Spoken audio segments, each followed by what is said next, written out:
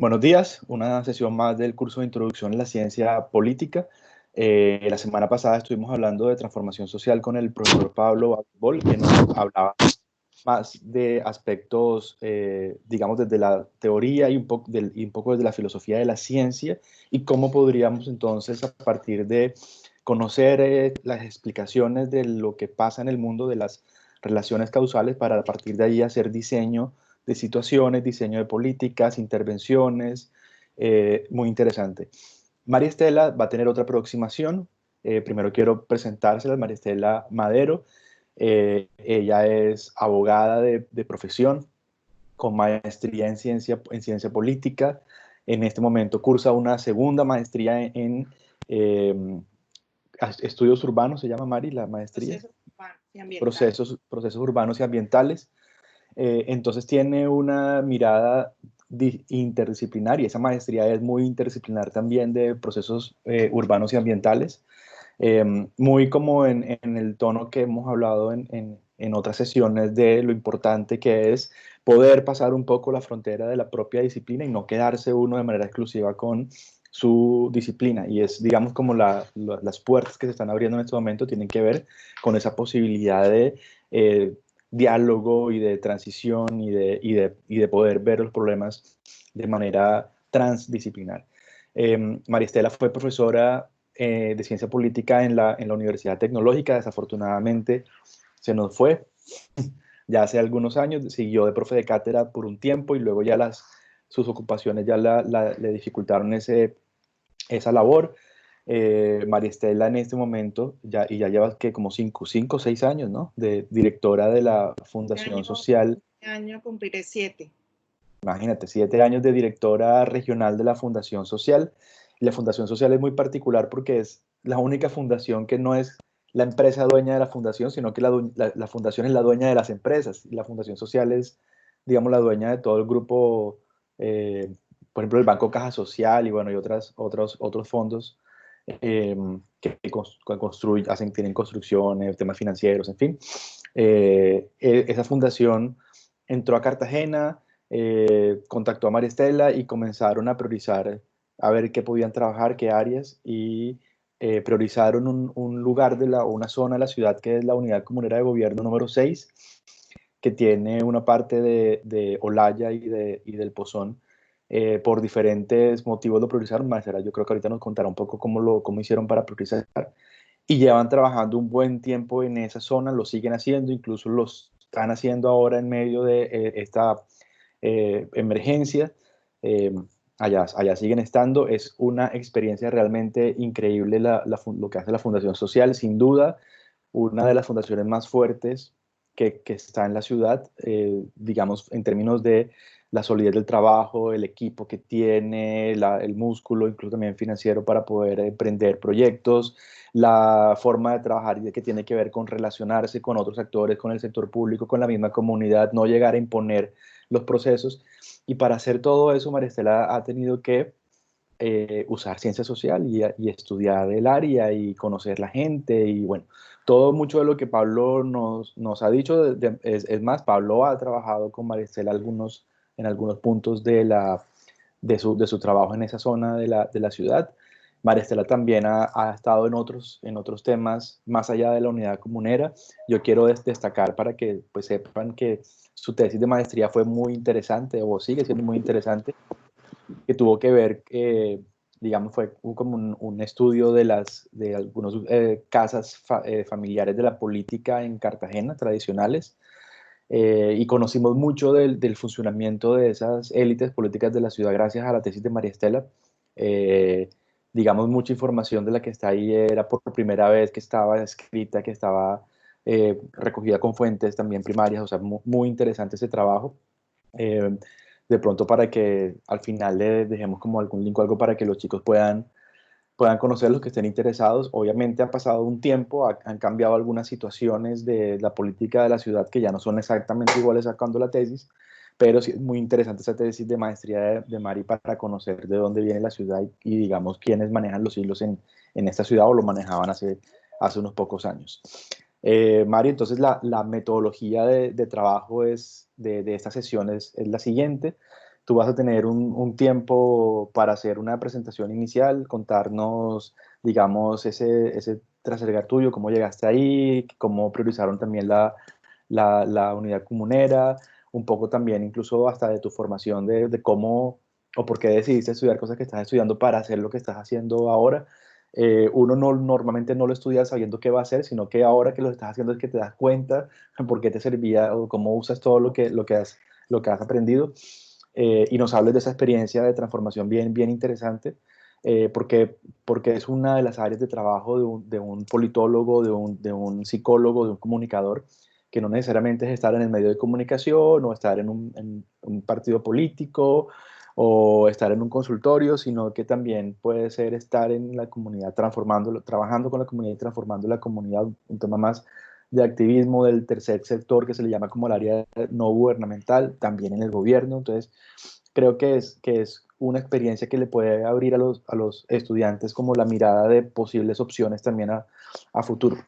Entonces, luego de esa intervención tuya, vamos a abrir la posibilidad de que ellos puedan hacer preguntas. Yo voy a tener unas preguntas preparadas por si ninguno lo hace, pero yo creo que esta vez varios se van a animar a hacerte preguntas. Entonces, vamos a abrir ahí en ese momento el micrófono para que hagan las preguntas. Yo les voy a pedir a los chicos que si quieren pedir la palabra, porfa lo hagan por el grupo de WhatsApp, porque tengo funciones limitadas, no sé por qué en este momento en el Teams, entonces no puedo, digamos, como tener el control como en otras sesiones. Listo, Mari, entonces, bueno, muchas gracias y, bueno, es el público, los chicos son tuyos, recuerda que son de comunicación, ciencia política y de psicología de primer semestre. Yo voy a apagar mientras la cámara y el micrófono para poderte escuchar bien, ¿vale? Muchas gracias por venir y por atender la invitación. Bueno, no, Juan, muchísimas gracias por la invitación. Buenos días para todos. Bueno, mi nombre es Maristela Madero. Yo, como dijo Juan, he venido como trabajando en distintos escenarios durante mi vida profesional. Uno de ellos fue la Universidad Tecnológica de Bolívar, a la que quiero mucho, y bueno, donde dejé muchísimos amigos y colegas con los que sigo trabajando desde mi oficio actual.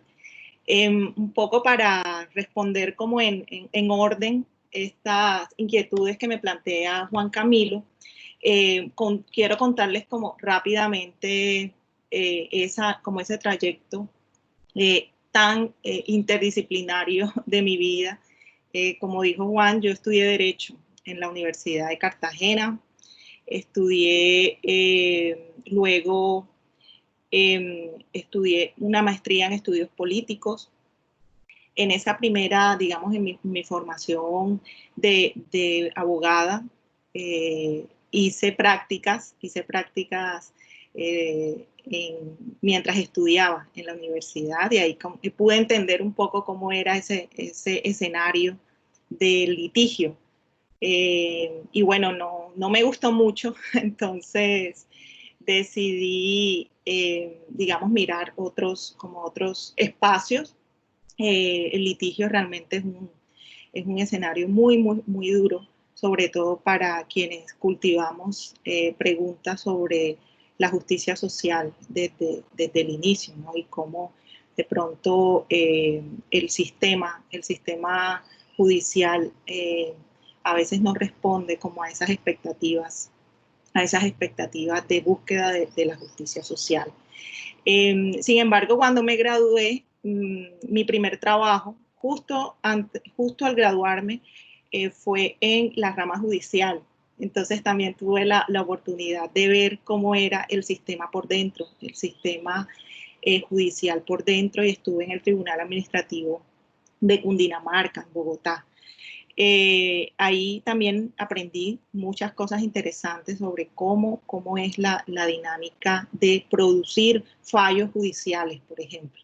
Estaba en la sala laboral administrativa. Pero bueno, finalmente digamos que mi interés estaba como en entender, como les decía, todos estos temas asociados a lo social, a la justicia, a los derechos, y finalmente decidí hacer una maestría en estudios políticos en la Universidad Nacional de Colombia. Y ahí me metí en digamos, en los temas académicos y de investigación. Como dijo Juan, hice mi tesis sobre clientelismo político en Cartagena y ahí, bueno, fue muy interesante hacer esa investigación, meterse en campo, hablar con la gente, analizar todos esos datos levantados a través de entrevistas, porque fue un ejercicio básicamente cualitativo y de revisión de fuentes secundarias, de prensa, de análisis del discurso. Entonces fue muy rica esa investigación porque aprendí mucho sobre la ciudad, aprendí mucho sobre el funcionamiento de la ciudad, de lo político, de lo social, de las, digamos, dificultades con las que se enfrenta también la gente para la toma de decisiones, ¿no? Y el clientelismo un poco lo que encontré es que responde a unas estructuras, digamos, asociadas a prácticas políticas que a veces están por fuera del manejo de la misma gente. Entonces, entendí el clientelismo más allá de lo que uno cree que es la corrupción, pues realmente son conceptos distintos.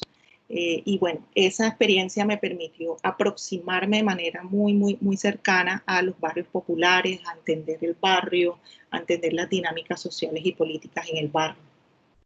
Y allí, bueno, conecté con la Universidad Tecnológica de Bolívar y comencé allí. Era el 2008. Comencé a trabajar con la Universidad Tecnológica en el programa de Ciencia Política y enseñaba cultura política y después terminé trabajando en temas de desarrollo humano, de capacidades, allí con el programa de Ciencia Política de la Facultad de Ciencias Sociales. Conectamos e hicimos con la Facultad de Economía y armamos un proyecto muy bonito que se llama el Laboratorio de Desarrollo y Cultura. Desde allí hicimos unas investigaciones y unas aproximaciones también a la comunidad, a la ciudad, que fueron muy ricas porque también nos permitió entender el desarrollo más allá de lo económico. Y ahí a lo mejor ustedes han escuchado los conceptos y han trabajado los conceptos de desarrollo humano, del enfoque de capacidades, todo esto lo trabajábamos desde el laboratorio. Entonces, ese escenario también fue muy importante para seguir fortaleciendo como esa idea de que los temas sociales, los problemas del desarrollo deben verse desde distintas disciplinas, deben verse de manera multidimensional, como la pobreza, por ejemplo. Y yo comencé a trabajar sobre esa idea de cómo podemos aproximarnos a los problemas de la pobreza y del desarrollo humano desde las distintas disciplinas.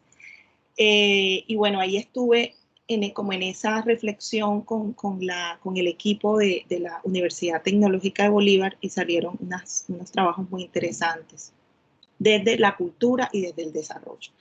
Y luego conecté con la Fundación Grupo Social y bueno, ha sido como la experiencia, esta experiencia que ha nutrido tanto mi vida y mi interés por ayudar a la comunidad, por servir, pero también desde una comprensión rigurosa, una comprensión cercana a la comunidad, pero basada en información, basada en datos. Entonces eso es muy importante porque yo creo que todos los que nos aproximamos a las ciencias sociales tenemos allí como un interés, una chispa, un deseo de servir, de ayudar, pero no siempre lo hacemos de manera, digamos, de la mejor manera, porque no entendemos o no nos comprometemos a entender bien la situación, a entender bien los problemas, a usar la información, a usar los datos para poder proponer soluciones más pertinentes. Y sobre todo, y eso lo comentó Juan al inicio, junto a la comunidad, de la mano de la comunidad. Yo creo que eso es lo que hace la diferencia. Entonces no se trata de imponer un enfoque, de imponer una visión, sino de construir conjuntamente, de co-crear, de generar espacios de construcción participativa en los que pueda ponerse en discusión los datos, la información, el conocimiento de los expertos y el conocimiento de la comunidad y los saberes de la comunidad, también las preocupaciones de la comunidad. ¿Cómo ve la comunidad la viabilidad de ciertos proyectos, de ciertos programas? Entonces, yo creo que ese escenario de conjunción de esos conocimientos de la comunidad, de la gente, el conocimiento popular y el conocimiento de los expertos, del uso de los datos, el uso de la información, es absolutamente importante, es absolutamente central para plantear estrategias pertinentes. Y eso es lo que hemos estado haciendo hace 7 años en Fundación Grupo Social. Y bueno, aquí sí que ha tocado usar esas herramientas de la interdisciplinariedad. Aquí, bueno, yo soy abogada y politóloga, pero también me ha tocado aprender, por ejemplo, de urbanismo, de ambiente, ¿no? Por eso me interesé ahora en estudiar la maestría en procesos urbanos y ambientales, porque allí, digamos que tenemos que poner unas preguntas sobre el desarrollo, ¿no? En el ambiente, en lo urbano y en el desarrollo urbano, pero pensado con la gente. Entonces, hay muchas preguntas allí que resolver, hay muchas aproximaciones aún que hacer desde estas, digamos, disciplinas que no se han hecho. Y eso entonces finalmente lo que nos pone es en ese escenario de conexión de las distintas disciplinas, nos pone en un escenario absolutamente rico metodológicamente, absolutamente rico, digamos, con los distintos enfoques que se pueden trabajar. Entonces, yo creo que este escenario de trabajo comunitario es muy interesante y ustedes como estudiantes también pueden observarlo con un foco mayor porque es un lugar de aprendizaje. Para mí el trabajo en la Comuna 6 ha sido sobre todo un escenario de mucho aprendizaje de la comunidad, de también las capacidades tan impresionantes que tiene la comunidad para resolver problemas, para ser resilientes, que supera incluso cualquier teoría, ¿no? Cualquier, digamos, aproximación científica, sí, pero que deben dialogar en todo caso, ¿no? Se trata aquí entonces de que este trabajo desde la comunidad pueda enriquecerse con los distintos enfoques. Entonces, ese es lo que quería contarles frente a, digamos, la interdisciplinariedad que ha cruzado mi vida, pero que ha estado muy, muy presente en todos estos, digamos, resultados que han cruzado nuestro trabajo en la comunidad, nuestro interés por la transformación social, nuestro interés por lograr la calidad de vida en la comunidad. Entonces, ese ejercicio que hemos venido haciendo hace 7 años con el programa de calidad de vida en la Comuna 6, justamente tiene esos elementos de integralidad e interdisciplinariedad. Entonces, vamos a encontrar que tenemos 5 estrategias que venimos trabajando con la comunidad, que han sido construidas con la gente, que han sido construidas también con distintos actores de la ciudad, tanto públicos como privados, con la academia, por supuesto. Ahí todas las universidades, sobre todo la Universidad Tecnológica, han tenido un papel muy importante en todo este proceso. Y en esas estrategias entonces trabajamos desde temas como la educación, por ejemplo, la educación para la calidad y la pertinencia.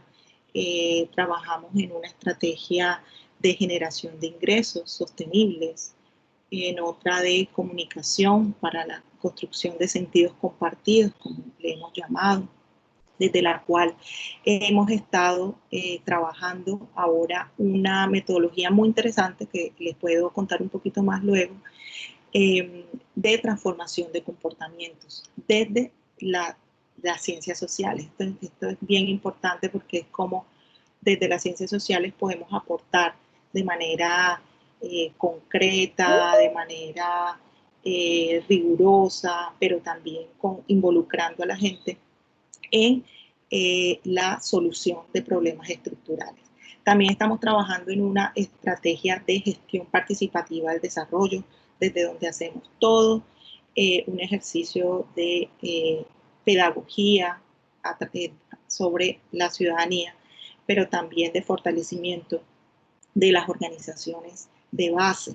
Y esto es muy importante para nuestra forma de aproximarnos a los problemas de la pobreza y a los problemas sociales, porque nuestro enfoque es muy promocional. Es decir, nosotros queremos que las personas, las organizaciones, la comunidad en general tengan las capacidades para mover, para liderar su propio desarrollo, ¿no? Y eso implica un acompañamiento en que esas capacidades se fortalezcan y se potencien. Y también estamos trabajando en una estrategia de hábitat y ambiente. Esto es muy importante porque realmente cuando vemos la zona donde trabajamos, no sé si ahorita yo quiero mostrarla porque es muy importante ubicarnos en la zona de trabajo. Entonces yo aquí, no sé si ven el Google Map. Juan, ¿lo ven? Se ve muy bien. Dale, adelante. Entonces, estamos en esta zona de la ciudad. Aquí tengo el mapa. Esta zona que estoy mostrando. Mari, perdón, de pronto aléjate primero y luego te acercas para que algunos se puedan ubicar. Sí. Okay.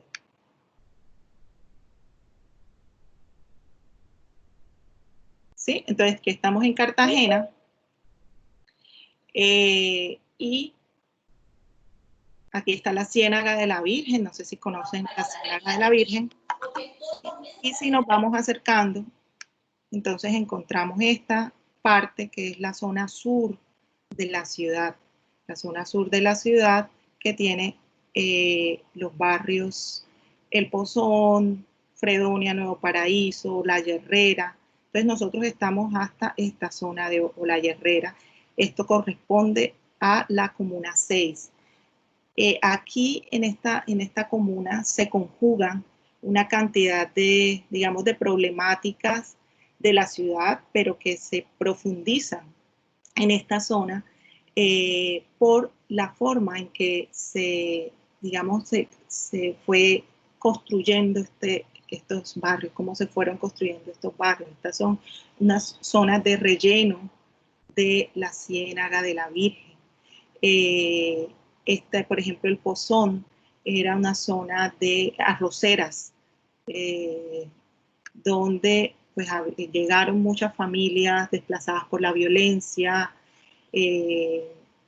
hace 60 años y ocuparon este espacio que era de aluvión. De aluviones son estas zonas que quedan cuando bajan las mareas o baja el agua, ¿no? Entonces, todas estas zonas tienen allí unas problemáticas asociadas a las inundaciones, a la expansión de arcillas. Sin embargo, sabemos que Cartagena es una ciudad donde digamos, la tierra, el costo de la tierra es altísimo.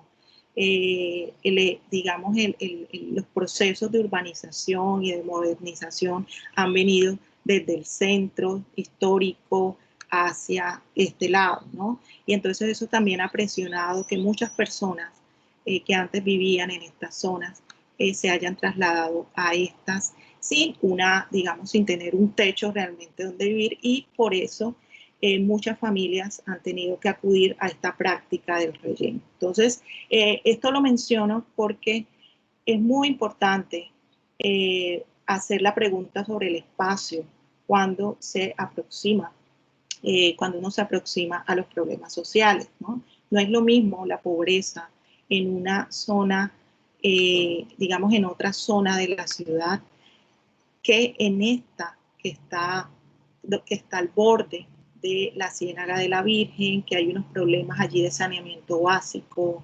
de, digamos, viviendas inapropiadas, hacinamiento. Entonces, eso profundiza la pobreza. Entonces, eso es muy importante para poner bien las preguntas sobre la intervención social. Entonces, desde nuestra estrategia de hábitat, aquí estamos trabajando en temas de espacio público, de saneamiento básico, de gestión de residuos sólidos, de recuperación de las rondas de los canales. Aquí no sé si ven, hay unos canales que cruzan la ciénaga. Estos canales, muchos de estos canales inundan a la comunidad, pues por su, digamos, dinámica natural. Entonces, esto genera también allí unas tensiones frente a digamos, el riesgo de la comunidad cuando llueve, ¿no? Entonces, cuando llueve, a lo mejor muchos nos alegramos de que refresque la ciudad, ¿no? Por los calores que hace la ciudad, pero creo que pocos piensan todas las dificultades que afronta la gente que vive en esta zona cuando llueve. Entonces son preguntas que hay que hacerse, hay, digamos, problematizaciones que aún no se han hecho de la manera, digamos, más profunda en la ciudad, como el tema del espacio. Por eso, para mí es muy importante digamos, esta aproximación desde los procesos urbanos y ambientales, porque ahí creo que hay mucho por decir, hay mucho en lo cual podemos proponer y ayudar en la ciudad. Entonces, voy a dejar de compartir. Entonces estamos hablando de esa zona, ¿no? Y todas las preguntas que surgen en esa zona de trabajo. Si recuerdan las estrategias que les mencioné, son de distinta, digamos, de distinta índole. Entonces, por eso la idea de la interdisciplinariedad es muy importante. Entonces, desde las ciencias sociales nos toca entender todos esos saberes, ¿no? Entender cómo pueden aportar desde los distintos saberes, desde las distintas disciplinas. Por ejemplo, nosotros en Hábitat, con todas estas preguntas sobre el espacio, nos toca trabajar con arquitectos, con ingenieros, pero digamos la disciplina desde la arquitectura, desde la ingeniería sola, no es suficiente para responder y dar como las soluciones apropiadas. Entonces, allí se conjuga en el diseño de estas estrategias, se conjuga la comunidad con los arquitectos, con los ingenieros, con los psicólogos, con los trabajadores sociales, ¿no? Entonces, quiero mostrarles, por ejemplo, un poco para ir mostrándole casos. No sé cuánto tiempo tengo, Juan. Dale, mira, estamos a las... digamos que tienes 20 minutos, 15, 20 minutos. Ya. Bueno, quiero mostrarles un poco algo que hemos hecho desde la estrategia de hábitat, ¿no? Que es bien interesante porque aquí justamente se conjuga me perdió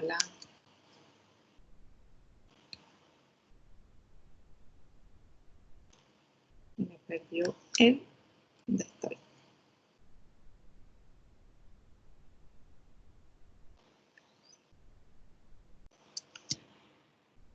Bueno, no sé por qué no lo puedo mostrar. No sé cómo lo puedo mostrar. Pantalla 1. Bueno, no lo sé. no lo logro. Entonces, no, quería mostrarle un poco el ejercicio que hemos hecho desde los espacios Mari, públicos. perdona. Cuando te pones la pantalla uno te sale Teams porque es lo que tienes y luego maximizas el PowerPoint o pues el archivo que vayas a poner. Pero Inténtalo nuevamente y si no...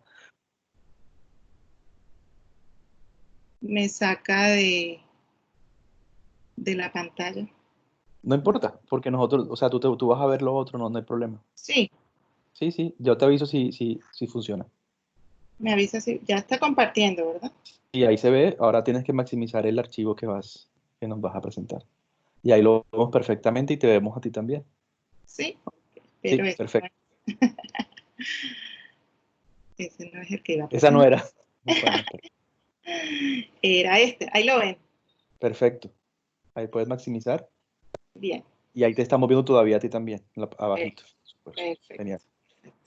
Entonces, dentro de la estrategia de hábitat, tenemos una de revitalización y recuperación de espacios públicos. Y esto ha sido muy interesante porque ahí justo que se conjugan estas distintas disciplinas. Entonces aquí vemos un espacio en Olaya Herrera.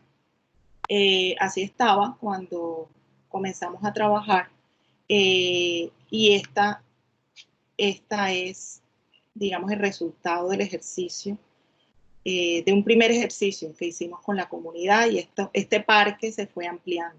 Lo interesante aquí es ver cómo se conjugan los saberes de los arquitectos, de los ingenieros, el saber comunitario, porque en este ejercicio trabajamos con la comunidad, es decir, la comunidad estuvo en muy liderando y muy presente en el diseño participativo, la metodología de diseño participativo que nosotros le llamamos de acupuntura urbana.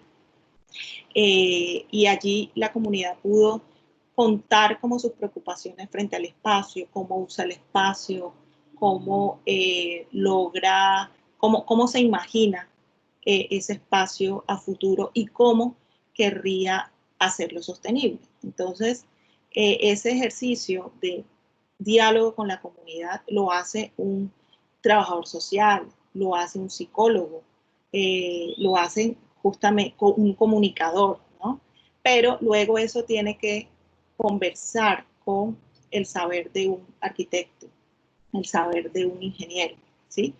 Pero ese ingeniero y ese arquitecto tiene que tener también la sensibilidad para entender qué le dice la comunidad, ¿no? Y cómo lo dice, porque finalmente eso es lo que lo hace que este ejercicio pueda ser sostenible. Y así ha sido. Entonces, Olaya, que es una zona con todas estas, digamos, características que mencionaba de pobreza, de zona de inundaciones, de, digamos, baja o poca generación de ingresos. Entonces, no es lo mismo, por supuesto, hacer un parque en Manga que hacer un parque en Olaya, ¿no? La sostenibilidad también es distinta. Entonces, eso es muy importante porque hay que conjugar en este tipo de proyectos urbanos todos esos saberes. Eso sucedió en Olaya, en Pozón también hicimos algo, también son fotos de Olaya. Aquí fue muy interesante porque este es material reciclable, ¿no? Estos son llantas, estivas, esta como escenario que está aquí es de madera plástica y bueno, ahí al fondo sigue el parque, ¿no? Y bueno, ahí también, por ejemplo, con la Universidad Tecnológica, Juanca, no sé si te había contado, hicimos un piloto de paneles solares en mobiliarios de madera plástica. Y esto es muy interesante porque los ingenieros, los estudiantes de ingeniería eléctrica, fueron hasta la comunidad y trabajaron con la comunidad para desarrollar, digamos, estas soluciones para poder iluminar el parque. Esto es en el Pozón, entonces en el Pozón hicimos también un ejercicio, aquí así estaba esta zona, ¿no? Y luego se convirtió en esto, con murales, ahora la gente va allí a a ver cine bajo las estrellas. Bueno, ahora con el COVID no pueden salir, pero, pero la gente se ha apropiado de ese espacio, lo cuida, las plantas han crecido. Bueno, estas fotos son de hace tal vez más de un año, pero las plantas han crecido, las organizaciones ambientales están atentas a regar las matas, a cuidar el parque, a limpiarlo, a barrerlo. Entonces, por eso es muy importante, como digo, que la comunidad está muy, muy inmersa en el diseño, en la puesta en marcha, digamos, en la implementación de estos proyectos y en su sostenibilidad. Son otras fotos, bueno. También estamos trabajando en el Ecoparque Calicanto Nuevo. Aquí también hicimos un ejercicio bien interesante donde se unió la academia, se unieron distintos saberes académicos y la comunidad. Aquí estuvieron trabajando arquitectos, trabajadores sociales de la Universidad de Cartagena, arquitectos, estudiantes de maestría de arquitectura del MIT, estudiantes de arquitectura también de la Universidad Jorge Tadeo Lozano, estuvo los públicos, ¿no? Funcionarios de la alcaldía, funcionarios de Findeter, y fue un ejercicio muy interesante del cual salió un esquema básico de cómo la comunidad se sueña la ronda del canal Calicanto Nuevo. Calicanto Nuevo está allá al fondo cuando les mostré el mapita de la comunidad. Y bueno, tiene todo un desarrollo técnico desde la arquitectura y el urbanismo, pero tiene toda una sustento en los saberes comunitarios, ¿sí? Y eso es muy importante para que de verdad los proyectos, insisto, sean pertinentes. Esta es una idea de cómo queremos que quede uno de los espacios priorizados por la comunidad, que es la Casa del Manglar. Bueno, eso era solo como para mostrarles algo de esas metodologías que hemos venido trabajando y que combinan esa interdisciplinariedad. Bueno, como eso hemos hecho otros proyectos. Por ejemplo, estamos trabajando ahorita con algo muy interesante que parte de los saberes y de los enfoques de las ciencias sociales, que se trata de la metodología de transformación de comportamientos. Y ahí es donde hemos trabajado con el profesor Pablo Abitbol, con una aproximación muy interesante desde las normas sociales, ¿no? De entender cómo se pueden crear o se pueden desechar normas sociales en función de transformar un hábito o un comportamiento. En este caso, nosotros hemos estado trabajando en el comportamiento de arrojo de basuras, y para llegar a ese comportamiento como tan concreto y tan pequeño, tuvimos que hacer todo un ejercicio de etnografía, que bueno, ustedes saben o sabrán hacer por su formación en etnografía, con la comunidad. Hicimos encuestas, hicimos un ejercicio muy interesante de análisis desde lo teórico, pero también desde, digamos, de lo práctico con la comunidad para definir ese comportamiento y definir los caminos para transformar ese comportamiento.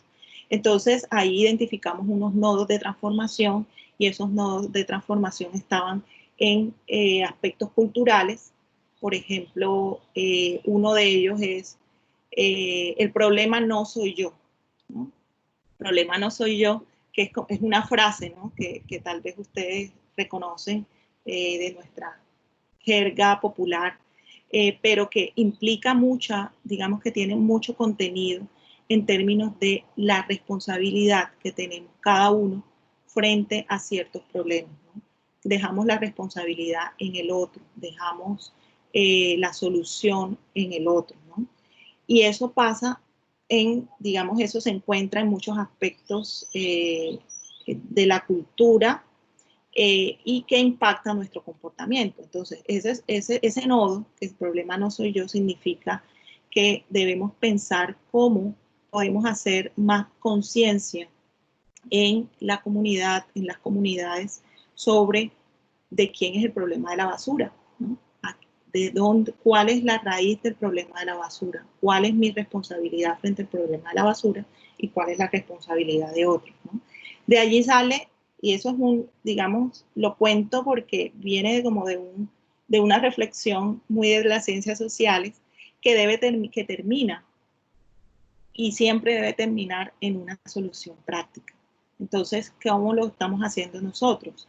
Estamos trabajando a través de escenarios de deliberación pública, ¿no? Poner a conversar a la gente sobre el problema de la basura, sobre las externalidades tanto positivas como negativas, que en este caso son más negativas, de arrojar basuras a las calles, a los canales, de generar acuerdos públicos basados en el conocimiento común de todos sobre el problema del arrojo de las basuras y las consecuencias y sus consecuencias negativas, para terminar en un acuerdo comunitario sobre unas nuevas reglas de juego. Y esto ha sido muy interesante y muy innovador, y yo creo que aquí también las ciencias sociales nos permiten explorar, innovar, como buscar nuevas soluciones a los problemas sociales. Y en este caso, lo que hicimos fue crear con la comunidad unas nuevas reglas de juego alrededor de el arrojo de las basuras en la comunidad. Y este piloto lo hicimos en Fredonia. Y ha sido muy interesante porque de verdad se han visto los cambios en la basura en las calles, ¿no? Se han visto los cambios también en la responsabilidad que ha asumido la comunidad frente a la transformación de su barrio en términos de las basuras. En el control social también, ¿no? De que todos deben cumplir esas reglas de juego que ha definido la comunidad y que esas reglas de juego también tienen, o el incumplimiento de las reglas de juego también tienen unas sanciones y tienen unas recompensas, ¿no? Y es la misma la comunidad la que se encarga de definir esas sanciones y recompensas y de aplicarlas, ¿no? Entonces, todo esto ocurre en un escenario metodológico de las ciencias sociales que ha sido muy interesante y que estamos probando. Hasta el momento, pues ha sido digamos, ha tenido unos resultados muy positivos y ahora lo queremos escalar a toda la comuna. Vamos a ver cómo nos va, pero de eso se trata también este ejercicio de aprendizaje, ¿no? De innovar con la comunidad, de buscar nuevas soluciones a los problemas que nos impone el mundo, ¿no? Que nos imponen las coyunturas también, ¿no? Entonces, bueno, esos son como dos ejemplos que quería traerles en términos metodológicos para un poco provocar también la conversación con ustedes. No sé, Juanca, yo los paro ahí un momentito para escucharlos. Bueno, perfecto. Ya hay una pregunta en fila. Recuerden que si quieren hacer preguntas a María Estela, lo pueden hacer en WhatsApp, piden la palabra en el grupo y le damos la palabra aquí en público. Antes de dar la palabra al grupo, yo tengo una pregunta, Mari, de cómo escogieron la unidad comunera 6, o sea, si ahí hubo o sea, qué información tuvieron en cuenta, miraron cosas que se habían estudiado en la ciudad, hicieron un grupo de expertos, les tocó financiar estudios o hicieron ustedes directamente estudios, o sea, ¿cómo hace uno para decidir, voy a trabajar en esta área y esta es mi prioridad? O sea, ¿qué tuvieron en cuenta para hacer eso? ¿Vale? Sí, bueno, hay que partir, diría yo, de que Cartagena es una de las ciudades más pobres del país, ¿verdad? La comuna 6 no es la única comuna que tiene estas condiciones de pobreza. Entonces, claramente hubo que hacer una priorización de cuál zona deberíamos acompañar. Y bueno, eso fue hace 7 años. Estuvimos, pues la fundación y todo el equipo de trabajo. La fundación también tiene un equipo en Bogotá que hace parte de la Vicepresidencia de Desarrollo, desde donde se hace todo este análisis, pues, con él, por supuesto, la mirada regional y la mirada local. Y bueno, se revisan fuentes secundarias, se revisan datos, se hacen reuniones con expertos y un poco la conclusión frente a escoger este espacio es que la Comuna 6 conjuga, digamos, todos los problemas de la ciudad, entonces en términos sociales, en términos de ingresos, de violencias, de ambientales, de espacio, ¿no? Entonces es un lugar donde de verdad se requería un esfuerzo mayor, y pues la Fundación Grupo Social siempre ha estado, digamos, sirviendo donde realmente se necesita. Y la Comuna 6 es una zona donde no habían muchos, por ejemplo, organizaciones de cooperación internacional, que sí lo habían en otras comunas, o no habían muchas ONGs acompañando a la comunidad. Entonces, creímos que era realmente una zona, un espacio de la ciudad donde realmente se necesitaba un esfuerzo mayor, un esfuerzo titánico, diríamos nosotros. Entonces, bueno, digamos que asumimos el reto mayor frente a los distintos retos que hay en la ciudad. Entonces, los datos son importantes para hacer esa priorización. Las conversaciones con la academia, con expertos, conocer a la comunidad, ¿no? Conocer también las potencialidades que tiene la comunidad para las transformaciones.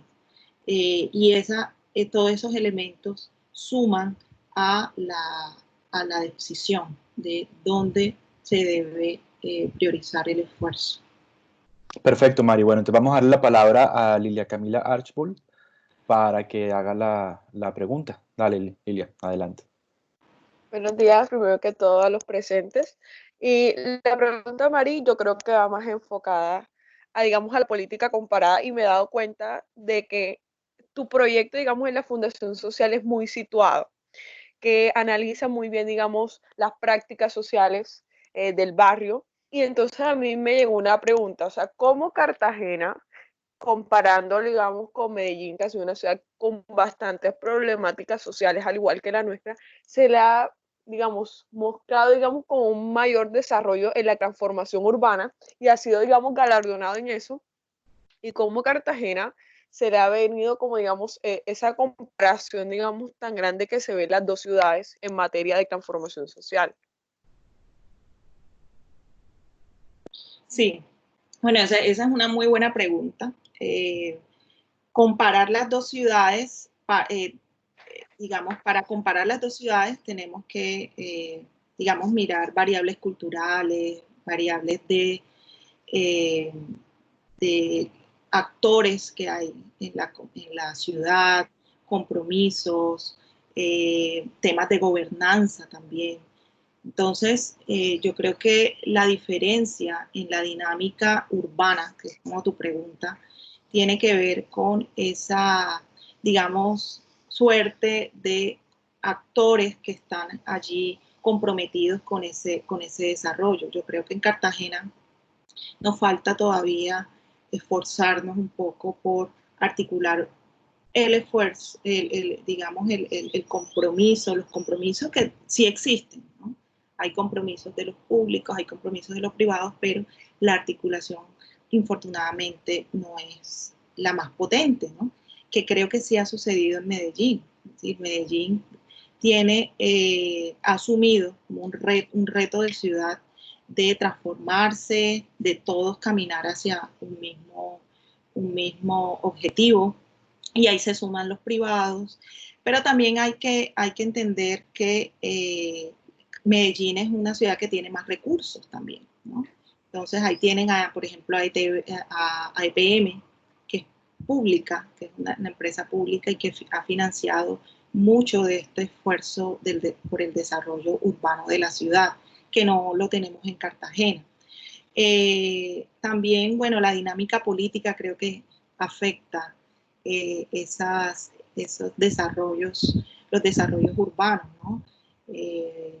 Infortunadamente en Cartagena no nos hemos puesto de acuerdo para sacar adelante macroproyectos, ¿no?, que necesita la ciudad.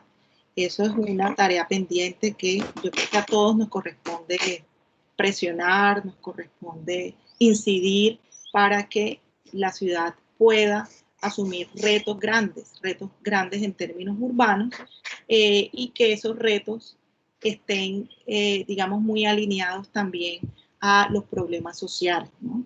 Porque también sucede que los grandes proyectos urbanos que desplazan a la comunidad, que no entienden las necesidades y los problemas comunitarios, también pueden ser, digamos, el remedio puede ser peor que la enfermedad. Entonces, yo creo que eso un poco explica esas, digamos, dinámicas distintas entre ciudades.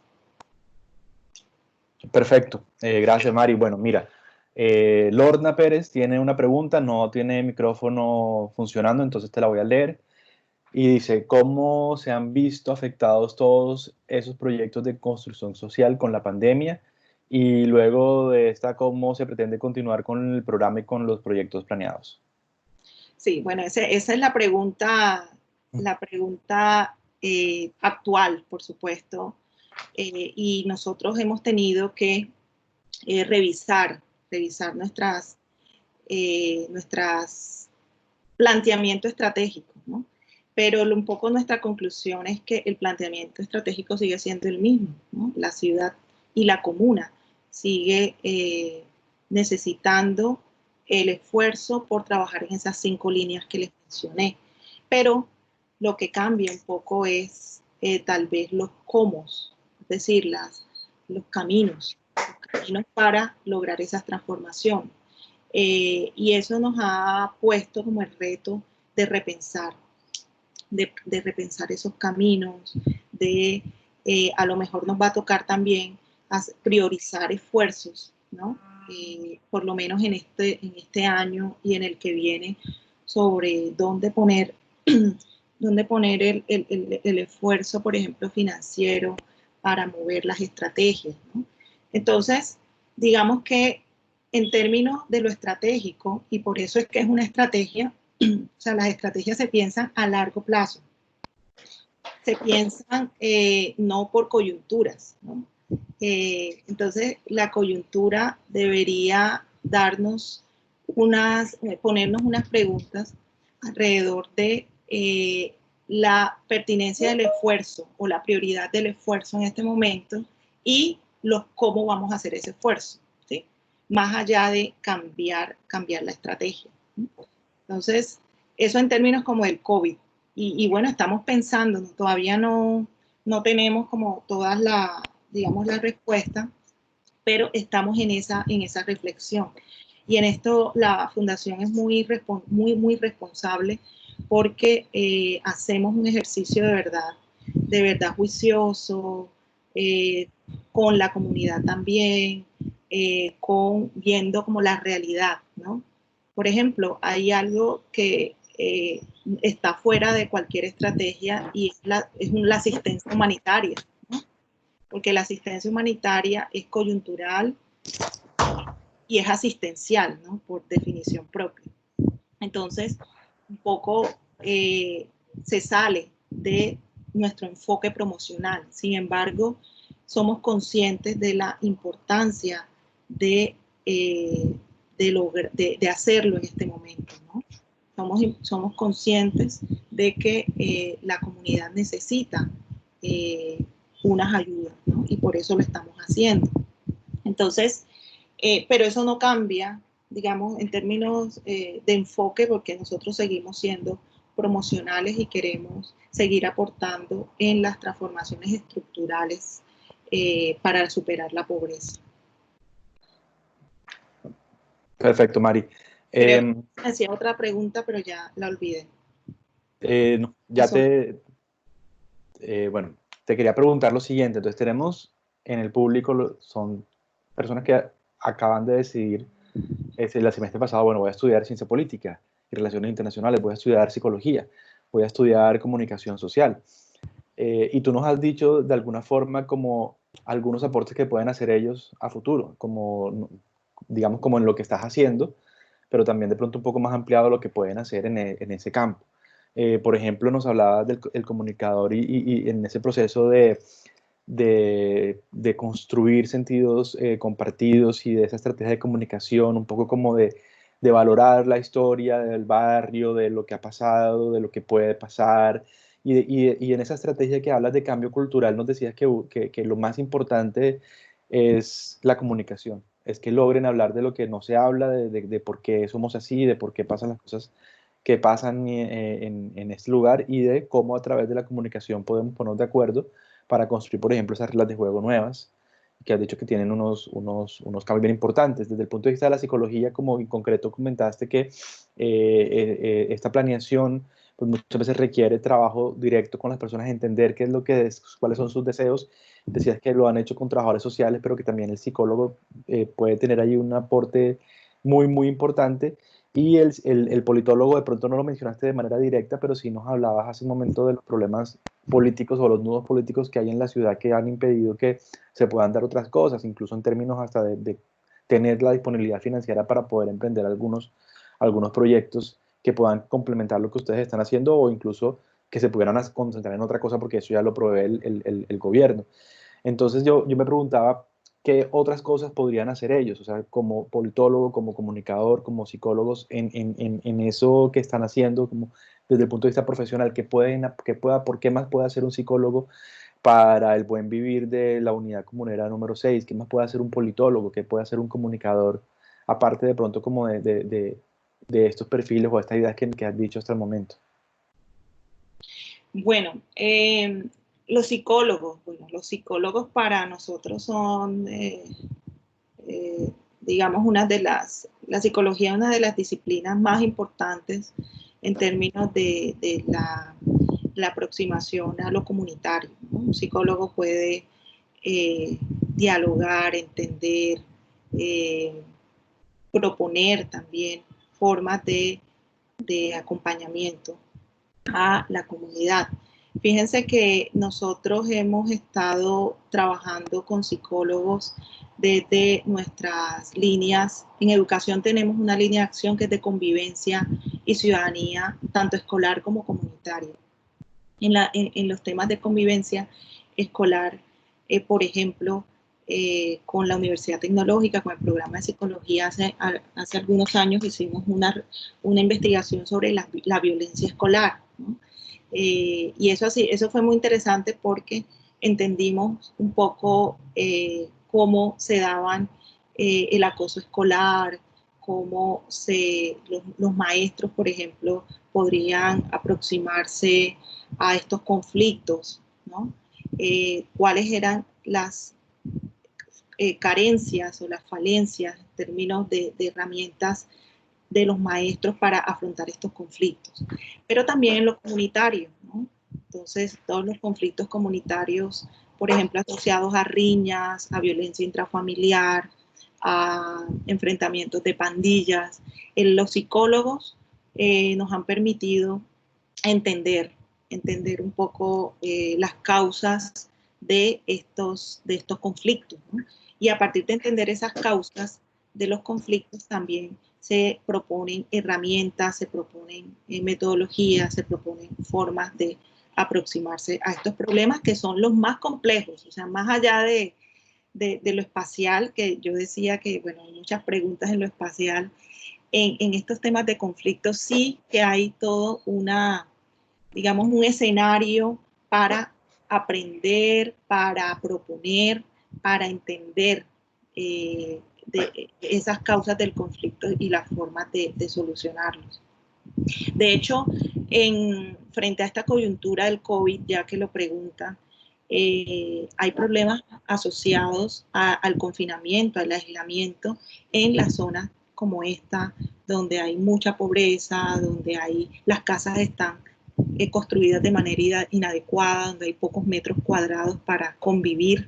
Entonces, se aumentan los casos de violencia intrafamiliar, los problemas de salud mental, por ejemplo, ¿no? Entonces, ahí el psicólogo sí que tiene todo digamos, un escenario de trabajo para articularse y proponer. Sobre los comunicadores, bueno, los comunicadores, nosotros tenemos una línea de comunicación y la llamamos de construcción, para la construcción de los sentidos compartidos, porque es como un llamado a la acción para trabajar en unos valores sobre los que cree pues, la fundación y los que con la comunidad hemos venido, digamos, trabajando. Por ejemplo, la solidaridad, el bien común, el respeto por la vida, la legalidad, ¿no? Y este ejercicio de trabajar en estos valores y finalmente pues también en los comportamientos, hábitos y comportamientos de la comunidad pasan por un trabajo de comunicación, ¿no? De cómo podemos comunicar, entendiendo la comunicación no como simplemente los mensajes, ¿no? El diseño de mensajes o la comunicación masiva, sino la comunicación también como proceso. Por eso, en la estrategia, en la metodología que les contaba de transformación de comportamientos, la comunicación es central, ¿no? La comunicación desde lo pedagógico, es decir, cómo desde mecanismos de pedagogía se puede comunicar un mensaje, pero también desde el mismo proceso, por ejemplo, de la deliberación. En la deliberación se requiere comunicación. Entonces, todos esos procesos están inmersos, esos procesos de comunicación están inmersos en esa forma de aproximarnos a lo comunitario. Por supuesto, también en los mensajes. Entonces, nosotros, por ejemplo, trabajamos con colectivos de comunicación en la comunidad. Y estos colectivos de comunicación están compuestos por jóvenes, básicamente, jóvenes de Olaya, de Pozón, de Fredonia, Nuevo Paraíso, que están contando su forma de ver la comunidad, están contando sus problemas, y lo cuentan a través de las herramientas audiovisuales, a través de el dibujo, digamos, el diseño. Ahorita están trabajando en unos mensajes, por ejemplo, de quédate en casa, de coopera, piensa en el bien común, cuídate, desde las imágenes, ¿no? Esta es una forma muy potente de comunicar de los jóvenes. Pero también están haciendo cine, por ejemplo, están haciendo programas de radio. Entonces, ahí la comunicación sí que cumple un papel absolutamente maravilloso para movilizar ese sentido compartido de la comunidad y especialmente de los jóvenes y esa forma de ver su territorio. Ahí, bueno, los invito a que se conecten con estos colectivos de comunicación, los comunicadores, porque de verdad que es un ejercicio de aprendizaje mutuo. Nosotros hemos trabajado con el programa de comunicación de la universidad también, tecnológica y también de otras universidades, y el ejercicio que hacen los jóvenes, los estudiantes de comunicación con los muchachos del barrio es absolutamente fascinante, ¿no? Y los comunicadores pues salen transformados también de ese quehacer. Y bueno, sobre los politólogos, fíjense que con los politólogos sí que hemos trabajado en esta estrategia de transformación de comportamientos, en esta metodología de transformación de comportamientos, porque parte de digamos, de la pregunta, por ejemplo, sobre cómo se transforman las normas sociales, cómo se transforman esos hábitos normalizados en la comunidad. Y allí, pues, hemos trabajado desde los enfoques de Ostrom, de Vicchieri, bueno, Vicchieri filósofa, Ostrom politóloga, y allí hemos encontrado un escenario teórico que se puede llevar a la práctica, ¿no? Y allí, pues, el ejercicio digamos, de la disciplina de los politólogos es absolutamente clave. Pero también en los temas de incidencia, ¿no? Política pública. Allí también con Juan Camilo, alguna vez hemos hecho unos ejercicios con la comunidad de cómo poder acompañar, entender primero de qué se trata esto de la política pública, cómo podemos aproximarnos a la incidencia en la política pública. De hecho, desde nuestra estrategia de gestión participativa del desarrollo, hay todo un ejercicio de fortalecimiento para que las organizaciones hagan esa incidencia, ¿sí? Y esa incidencia pasa por saber, ¿no? Por conocer para qué es un plan de desarrollo, ¿no? ¿Qué es un plan de desarrollo? Cuáles son los programas asociados a, por ejemplo, a esos planes de desarrollo o al plan de ordenamiento territorial. Por ejemplo, las organizaciones ambientales han estado aprendiendo sobre el ordenamiento territorial para poder incidir, ¿no? Y entonces ahí el ejercicio del politólogo, todos los que están interesados en política pública, tienen también como todo un escenario de trabajo con la comunidad.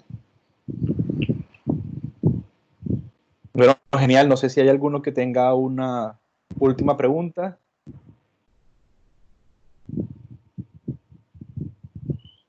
Listo. Entonces, con Maristela también estuvimos mirando que, digamos, como qué lectura podría darle un encuadre a este trabajo, a este momento.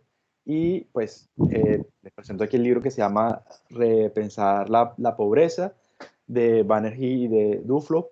Ustedes ya tienen disponible en Sabio, lo encuentran en este momento. El capítulo número 1 y el capítulo número 2 son súper sencillos de leer. Hemos tratado de que las lecturas sean así sencillas, bien interesante, y de todas formas, si alguno le queda enganchado y quiere más capítulos, pues me avisa y yo le puedo ir compartiendo más capítulos. Entonces, de este libro vamos a sacar 2 capítulos y son los capítulos que vamos a usar como la lectura de la sesión de la semana. Les recuerdo Repensar la pobreza de Banerjee y de Duflo. Los tienen ya puestos en Sabio para que los lean con calma. Y de luego hacer pues, los quizzes que estarán habilitados ya desde mañana. Mari, dime. Hay otro texto que después estuve pensando, el de Nussbaum, que se llama Crear Capacidades. Ese es muy interesante y de pronto también puede contribuir al entendimiento, ¿no? De todos estos problemas de la pobreza, de la importancia de ver la capacidad de la comunidad y de la gente, ponerla en el centro de la solución también. Genial. De los problemas de la pobreza. Genial. No se los voy a poner enseguida para que no se asusten con todas las lecturas para el quiz, pero se los voy a poner luego para que lo tengan de referencia y se los explicamos. Sí, porque si no después ya se nos sube mucho el material y la idea es que, digamos, ya abordar y delimitar. Mari, yo te agradezco muchísimo, feliz de verte nuevamente después de mucho tiempo por todo esto, así sea de medios virtuales.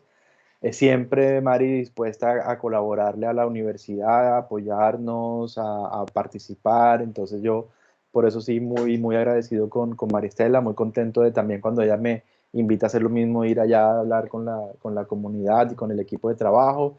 Además nos ha abierto las puertas para practicantes, hayan practicado de todas las profesiones, han hecho sus prácticas en la Fundación Social, además en unas condiciones excelentes, unas oficinas fantásticas. O sea, no hay una fundación que tenga esas oficinas ni que tenga esas condiciones que tiene la Fundación Social. Sin duda es lo mejor que hay en la ciudad en términos del tercer sector. Van a aprender. Y en aprender muchísimo, claro, porque tienen una profesora de jefe. O sea, no más con eso. Entonces, es un escenario súper, súper interesante para hacer prácticas y para apoyar. Incluso también a veces ha tenido como gente voluntaria en algunos proyectos, semilleros de investigación que se alían. Como decías, has trabajado hasta con los de comunicación. Mari se habla con todos los profes, con los de comunicación, con Adolfo, con Mercedes, con Pablo, con Orlando, con los profesores de ingeniería también. Con Julie, con Elías, o sea, ella es amiga de todos, nos pone a trabajar a todos, la profesora Elsie, o sea, todos los profes también de psicología, de comunicación, de política, bueno, con los de derecho un poquito menos porque son más nuevos, pero también ahí puede haber un tema bien interesante. Entonces, Yo te agradezco de verdad muchísimo a todos los que pudieron participar en esta sesión y los que están viendo el video ya en diferido también. Y bueno, entonces nos veremos la próxima semana, que además tenemos otra invitada muy chévere, que es nuestra decana, Graciela Franco, va a estar aquí con nosotros. Entonces ya luego les diré el tema y todo para que en este momento pues estemos repasando esta presentación de Mari y la lectura para ya lo que corresponde esta semana. Muchas gracias. Yo tengo algunas personas que me han hecho algunos comentarios o preguntas de la semana pasada que no pude responder.